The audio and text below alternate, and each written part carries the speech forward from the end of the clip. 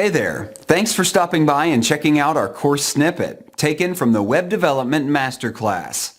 In our course, we teach the full web development lifecycle, including all the latest web technologies and cloud hosting frameworks. For full course details and registration, please visit the link down below in the info section. In this lesson, we're going to develop a Bootstrap web page layout using the Scrollspy plugin. This plugin allows us to create links that link to content on the same page.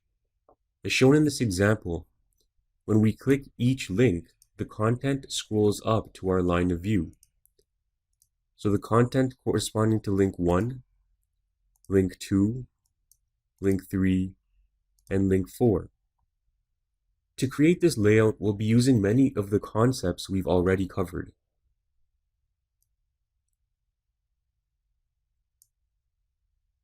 First, we need to create a style sheet that defines the appearance of each one of our content areas.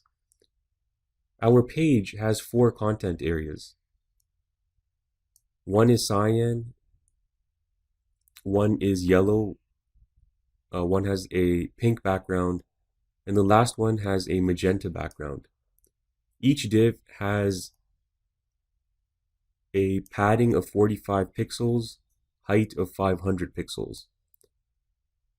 So you can see that we've given each style rule, each ID a name, section 1, section 2, section 3, and section 4.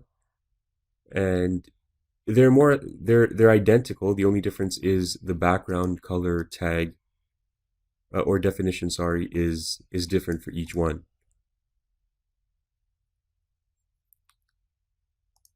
Next, in order for the Scrollspy plugin to work, we need to add the data spy attribute in our body tag and set it to scroll. Also create a data target attribute and set it to .navbar. Next, create your navbar.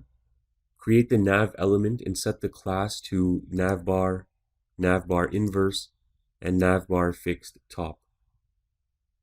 So a lot of this should already look familiar, as we've worked with it in previous lessons in this section.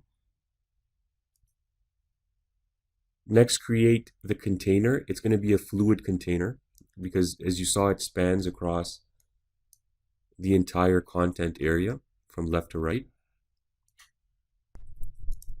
Next, create the collapse icon so that the browser doesn't show the full navigation bar items on small handheld devices.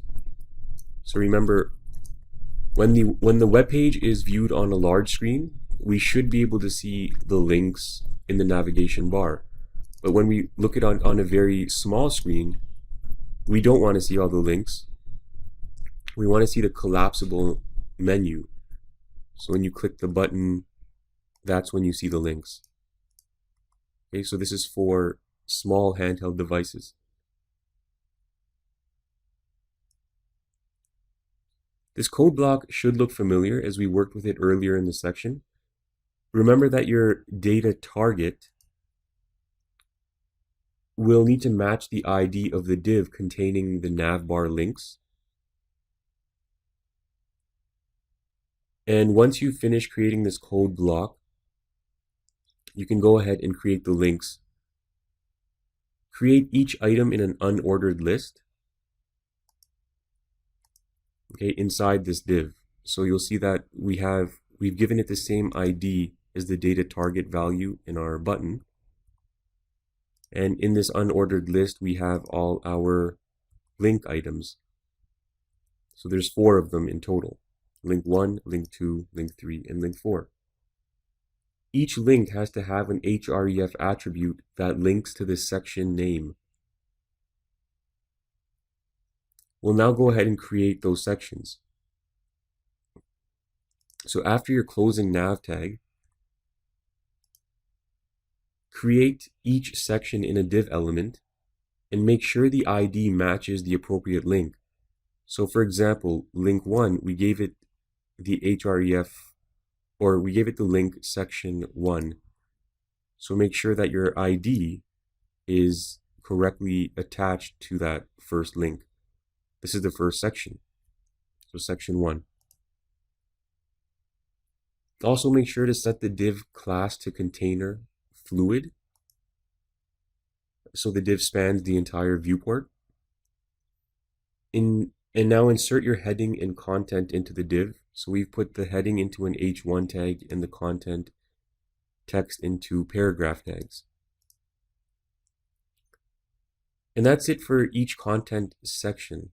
Well, all you need to do is copy and paste this code for each one of your sections and rename the ID so it corresponds to your links. So section 2 should match section 2, section 3, and section 4. And once you've completed your sections, all you need to do is save your file and preview the file in your web browser and just make sure it works.